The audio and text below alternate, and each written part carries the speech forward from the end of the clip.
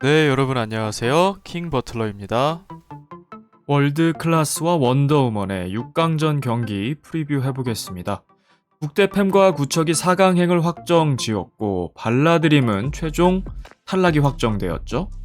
남은 한 자리 패자부활 원칙에 따라서 또 다득점을 많이 한 팀이 올라가게끔 되어 있는데 발라드림은 득점을 하지 못했고 블라비는 패했지만 2골을 넣은 상태입니다. 블라비는 아직 찬스가 있는 상황. 예고와 선공개를 통해서 1대1까지는 공개가 됐어요. 골을 직접 공개하는 경우는 좀 드문데 그만큼 많은 골이 나와서 그런 건지 아니면 핵심 장면을 미리 보여준 건지는 뚜껑을 열어봐야겠죠. 경우에 따라서는 월클과 원더 두 팀 다 4강에 올라갈 수도 있겠어요. 먼저 공개된 양팀의 골 장면 다 보겠습니다. 서리 선수가 여기서 잘 치고 들어가요. 유미 선수 전반적으로 정말 많은 기량 발전을 이뤘는데 위치 선정도 그중 하나입니다. 서리가 강하게 붙여주고 유미에게 연결, 위치가 좋죠. 카라인이 뒤에 있는 선수를 놓치게 되는데요. 카라인, 제이 잭슨의 이 조합, 애기 선수가 나간 다음에 그리고 엘로디가 지금 벤치에 있는 가운데 물론 G리그에서도 이 수비 라인이 굉장히 헐겁고 자동문에 가까운 문제점 보여줬습니다만 제이와 카라인이 맞춘 지도 얼마 되지 않았기 때문에 액션 이전 이 G파컵 1라운드에서도 수비적 문제점은 드러냈었죠. 그래서 노마크 찬스를 허용하고 유미가 다리로 맞춰냅니다. 정타는 아니지만 어느 부위든 잘 맞춰내면 되는 거죠. 이 자체가 실력이고요. 항상 이렇게 문전 앞에서 아깝게 놓치는 것이 많았죠. 킹컵 때도 그랬고 지금도 여전히 1황 키포인 캐시의 다리 사이로 통과시키면서 득점을 만들어냅니다. 원더 팀원 모두 함께 좋아하는 모습이 상당히 기쁘죠. 월크를 상대로 넣은 것도 기쁘겠지만 아무래도 유미 선수가 정말 오랜만에 득점을 했기 때문에 더 기쁠 것 같습니다. 또 서리의 어시스트가 되는 것이고요. 전반 1분 만에 터진 선취골. 자막을 보니까 4회 챌린지 리그 이때 탑걸전이었는데 거의 2년 만에 득점을 하는 거예요. 통산 2호 골에 유미의 첫 번째 골도 한번 다시 짚어보고 싶은데요. 챌린지 4회 탑걸과 원더의 경기였죠. 이때도 서리 선수가 수루 패스를 넣어주면서 기점 역할을 했습니다. 그러니까 유미를 가장 잘 살리는 건 어쩌면 서리 선수일지도 모르겠어요. 가영에게 수루 패스, 가영이 몸을 틀면서 자세가 무너지면서도 크로스를 잘했고 태미 키퍼가 당시에 걷어내지 못했고 운전세도 잘했어요. 역시나 위치 선정 탁월하죠. 유미 선수 오른발에 맞춰내면서 데뷔골을 득점하게 됩니다. 그리운 얼굴들도 보이죠. 또 후반 10분에 터진 3대1 골이기 때문에 원더의 슈퍼리그 직행 승격 확정짓는 그런 골이었어요. 자, 이번에는 월클의 골 장면입니다. 유미의 개인기로부터 시작이 됩니다. 나우리 듀오의 강한 압박. 이 듀오의 압박은 정말 명성이 높죠. 자기 골대 쪽으로 향하다가 이거 페인팅이었어요. 두 사람 사이로 탈압박을 하는 유미 선수. 정말 멋진 개인기고 정말 많은 기량 발전을 최근에 이루고 있습니다. 개인적으로 가장 많이 성장한 선수, 애초에 나티가 그런 폭발적인 성장을 이뤘고 그 다음에는 민서라고 생각을 하거든요. 그 다음으로 이제 후발주자들이 소유미 선수와 김진경이라고 생각을 합니다. 민서의 성장폭이 훨씬 더 크다고는 생각은 합니다만 유미나 진경도 그에 못지않게 최근에 좋은 모습 보여주고 있죠. 또 본인들의 약점을 보완하는 방향으로 가고 있기 때문에 굉장히 바람직합니다. 탈압박에 성공한 유미, 공격 작업도 참 잘하죠. 시야 확보도 좋고 패스의 정확도도 상당히 좋습니다. 서리 선수에게 오픈 패스를 넣어주고 본인은 또 오프더볼 쉬질 않아요. 빈 공간을 향해 들어갑니다. 카라인의 위치도 벌써 굉장히 높죠. 광활한 지금 공간을 노출하고 있는데 제이의 수비 부담이 좀 과중되고 있어요. 서리 선수도 참 잘합니다. 앞서 말씀드렸다시피 유미를 가장 잘 활용하는 것, 마시마 선수도 당연히 잘합니다만 서리 선수가 살아날 때 유미가 동반으로 살아나는 것, 챌린지 4회 그 첫 골부터 보셨어요. 그리고 유미의 두 번째 골도 어시한 게 서리였고 여기서도 리턴을 해줍니다. 정말 좋은 패스가 들어갔고 희준 선수도 정말 좋아요. 퀸컵에서도 2골이나 기록을 했던데 위치 선정 좋죠. 제이는 골이 가는 쪽에 붙을 수밖에 없습니다. 유미 선수도 플레이메이킹을 잘하기 때문에 희준에게 넘겨줄 생각이었어요. 하지만 컨트롤이 좀 늦었고 패스 나가는 타이밍이 좀 지체가 됐습니다. 제이 잭슨의 여기서 호수비가 나오게 돼요. 여기서부터는 월클의 일사불란한 카운터 어택이 시작됩니다. 제이로부터 시작이 되고 야, 이 나오리 듀오도 역습에 참 능한데 서리 선수도 이미 높게 올라가 있었죠. 백코트를 열심히 합니다만 1차적으로 유미가 몸싸움으로 비벼봅니다만 제이 잭슨이 이겨냈고 마시마도 제이를 그냥 둘 수 없기 때문에 이 공간을 커버하러 들어가요. 반대쪽 사오리 선수가 G리그 막판에 최종 멸망전까지 겪으면서 이제 득점 감각이 살아났죠. 한동안의 부진을 털어냈어요. 완전 해동이 됐고 광활한 뒷공간을 공략하게 됩니다. 여기서 서리도 전력을 자랑해서 뛰었습니다만 볼을 저지하기엔 좀 무리였고 마시마 선수도 다소 아쉬웠죠. 돌아오는 선수를 좀 봐줬어야 되는데 아무래도 제이 잭슨의 지금 세 선수가 딸려 들어가다 보니까 사오리가 완전한 노마크를 얻게 됩니다. 물론 제이 잭슨의 스루 패스도 워낙 좋았고요. 시야도 좋았습니다. 사오리도 지체하지 않고 논스톱으로 슈팅을 하는데 키썸도 잘했어요. 골문에 그냥 있는 것이 아니라 좋은 판단, 조금이라도 골각을 좁히도록 경합을 들어가는데 사오리가 좀 더 빨랐어요. 오른발 논스톱 슛으로 득점을 하게 됩니다. 다만 이 상황이 1대1 동점인 건지 어떤 골인지는 알 수가 없어요.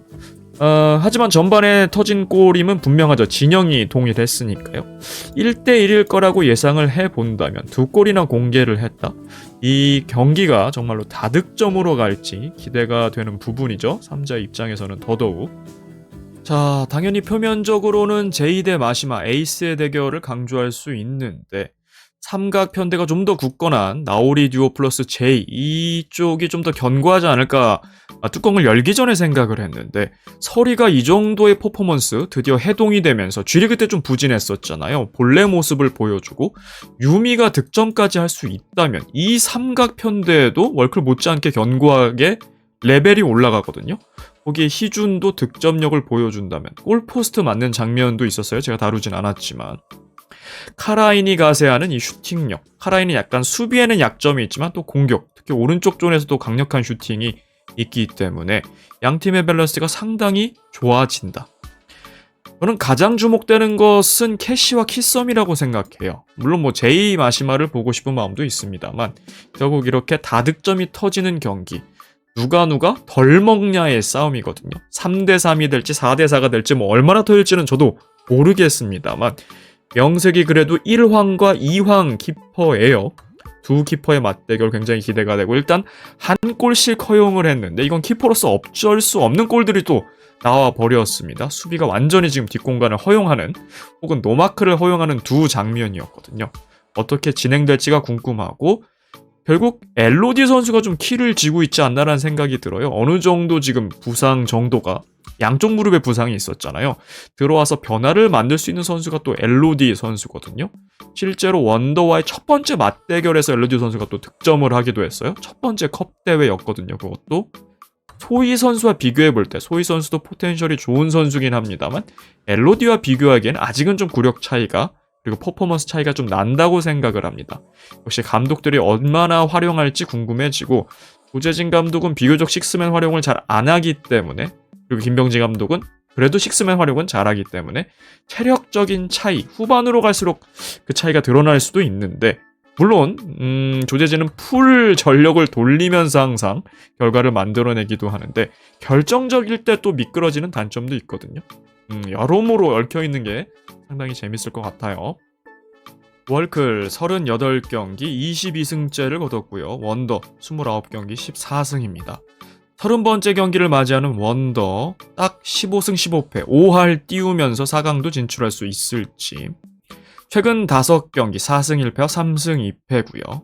최근 10경기에서 월클이 좀 더 성적이 좋습니다. 다만 지난 G리그 굉장히 고생을 했죠. 최종 멸망전까지 갔고 원더는 결승전까지 갔기 때문에 상반된 행보긴 했어요. 상대 전적은 2승 1패로 월클이 앞서 있습니다. 첫 맞대결이 컵대회였죠. 1라운드.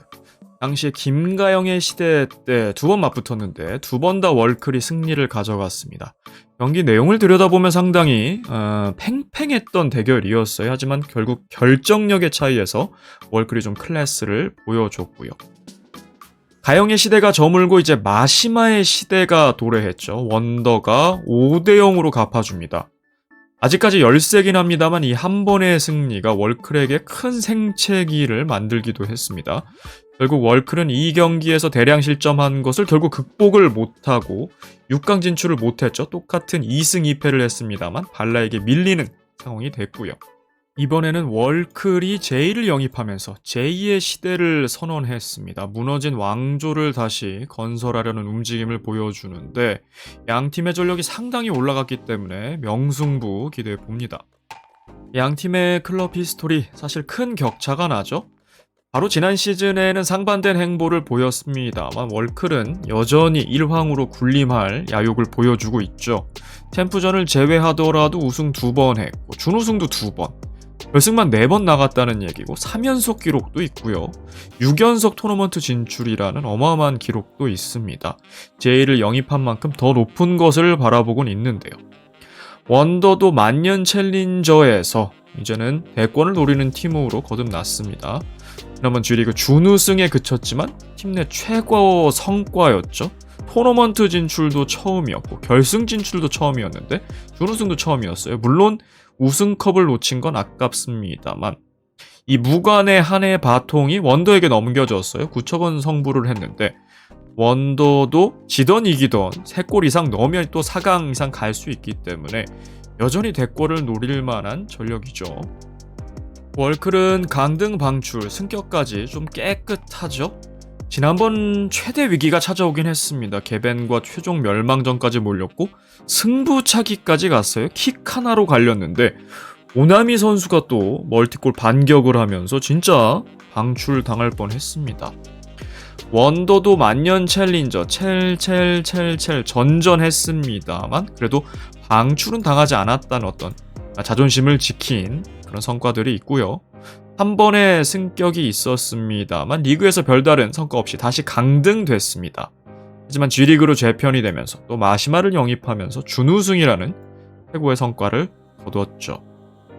컵 대회 성적만 볼게요. 월클은 6강전 1번 그리고 준우승 1번, 비교적 준수한 2번의 성과를 얻었고 원더는 2번 다 1라운드 광탈을 했습니다. 6강에 부전승으로 왔어요. 이미 팀 내 최고 성적입니다. 지난번에 준우승한 걸로 부전승을 했죠. 여기서 3골만 넣으면 뭐 승패와 관계없이 일단 4강까지도 갈 수 있기 때문에 일단 이 고비를 잘 넘어가야겠습니다. 감독들입니다. 김병지 감독 37경기에서 18승, 5할에는 좀 미치지 못하는 승률이고요. 조재진 30경기 12승 18패. 승률이 좋지 않은데요. 사실 개벤과 아나를 지도했기 때문이기도 합니다. 개벤 아나 통틀어서 3승 9패를 하기도 했거든요. 그때 승률이 많이 안 좋아졌죠. 김병지에게 월클은 정말 복덩이 팀입니다. 무관이었던 김병지 우승도 시켜줬지만 부임 후에 8승 4패예요. 좀 오래 같이 했다는 느낌도 들죠. 벌써 12경기, 이번에 13번째 경기니까요. 조재진 감독도 그래도 원더와 함께 5승 5패 5할대 승률을 거뒀습니다. 어딘가 좀 닮은 두 감독이죠. 많이 비교가 되곤 하는데 저희 라이브 때도 말이죠. 두 감독은 2승 2패 동률이에요. 두 감독 처음 2경기는 김병지의 개벤, 조재진의 불나방으로 각각 승리를 합니다. 승부차기와 한 골차 승부였기 때문에 굉장히 시속 게임이었어요. 1승 1패를 주고받고 지금의 팀으로 계속해서 붙게 됩니다. 김병지의 월클, 조재진의 원더, 첫 맞대결 김병지가 승리하고 바로 지난번에 마시마가 가세한 조재진의 원더가 5대0으로 김병지의 월클을 박살을 내놨습니다. 김병지 감독은 제1을 또 얻었기 때문에 전력 상승, 조재진의 원더도 소유미가 엄청 발전을 이루었고 김설이도 재컨디션 찾고 우희준까지 발전, 상당히 백중세기 때문에 재밌는 경기가 예상이 되고요. 이 2승 2패 균형 깨지게 되겠네요. 두 감독의 성적도 닮아 있습니다. 챔프전을 제외하면 우승 1번, 준우승 1번 같아요. 조재진의 시대 슈퍼리그 1회 때는 컵 대회도 없었고 챔피언 매치도 없었기 때문에 동일한 성적이라고 봐도 무방하고요. 결승 진출 나란히 2번, 토너먼트 진출 조재진이 한 번 더 많았죠. 월클은 지난 시즌 어려움을 겪었기 때문에 두 감독은 골대녀 내에서도 확실한 캐릭터가 있죠. 김병지 감독은 4연속 강등, 소위 포병지로 유명하죠. 여기서 정상 참작해줄 만한 시즌은 국대팸 슈퍼리그 2회. 이때 굉장히 전력이 너프되면서 삐약이들 많이 받으면서 이해가 되는데 나머지 3번은 잘 이해가 안 가는 거죠. 심지어 슈퍼리그 4회 때 국대팸은 경기력은 좋은데 골 결정력에 아쉬움을 보였던 상황이기 때문에 탑볼은 또 디펜딩 챔피언, 개베는 시즌2 때 너무 잘했던 팀.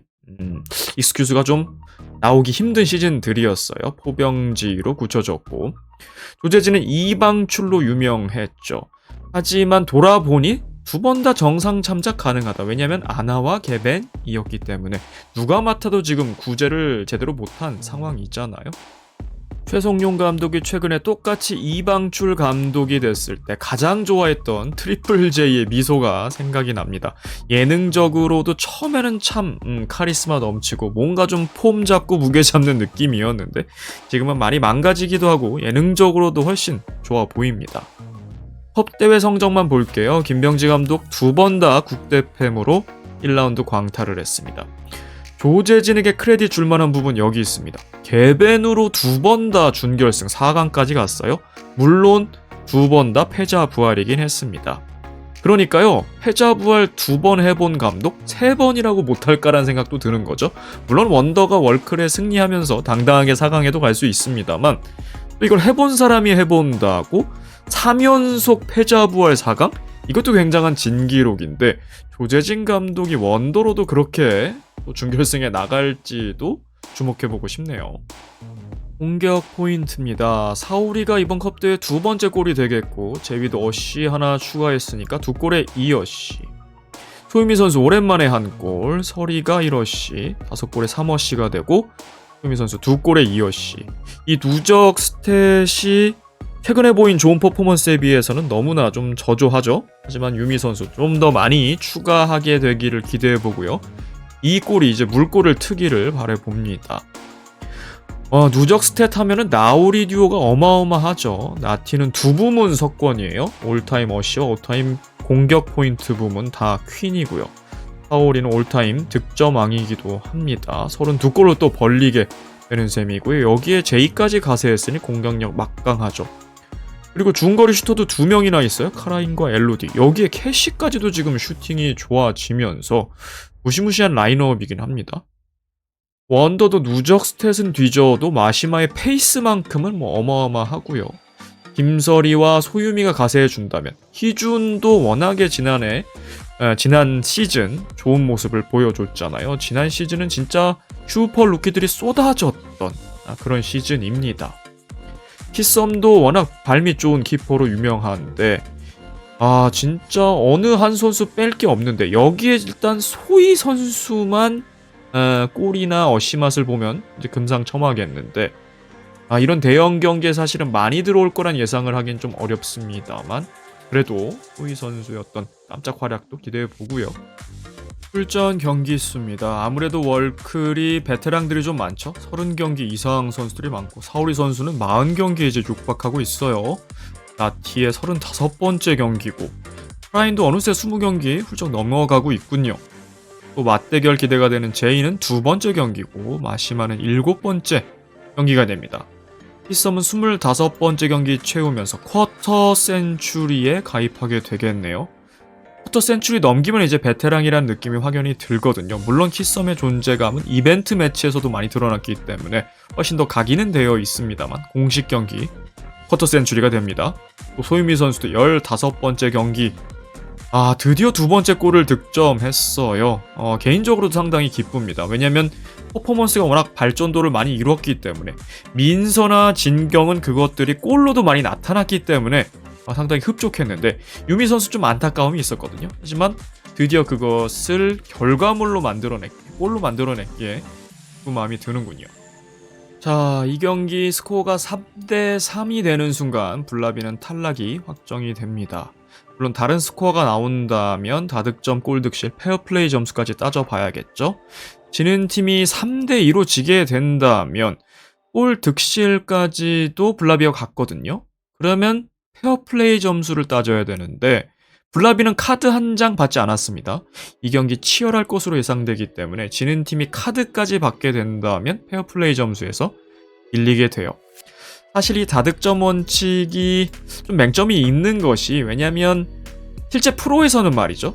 특히 저연령, 막 U20 이런 데에서 보면은 양 팀 다 올라갈 수 있는 경우의 수가 생긴 경우, 16강, 8강 이상 말이죠. 그러면 두 팀이 막 볼 돌리면서 고의로 0대0 만들고 막 이런 경기도 있거든요. 왕왕 나옵니다. 프로 레벨이니까 더 냉정하고 어떻게 보면 치사해 보일 수도 있습니다만 그렇게 하기도 하는데, 골대녀는 뭐 그런 거 없죠. 선수들은 그런 계산 안 하고 꽝 붙으면서 이 빅매치 보여주긴 할 텐데, 어쨌거나 이런 이슈도 있다는 겁니다. 오히려 3대3을 만들진 않겠죠. 관중석에서 걱정하고 있던 한초임 선수나 블라비 선수들 가슴 졸일 텐데, 어쨌거나 이 주어진 조건에서 재밌게 한번 싸워봤으면 좋겠네요. 그리고 프로야구 플레이오프 1차전이 우천 취소됐죠. 그래서 SBS가 원래 화요일날 중계하려던 것이, 그러니까 4차전이 수요일로 밀린 것으로 알고 있습니다. 그렇게 되면 골대녀도 좀 지연돼서 중계가 되지 않을까라는 생각도 하는데, 토요일 9시에 딱 시작할 수 있을지 이것도 한번 지켜봐야 될 것 같은데요. 이번 영상 여기까지였습니다. 시청해주셔서 감사합니다. 킹버틀러였습니다.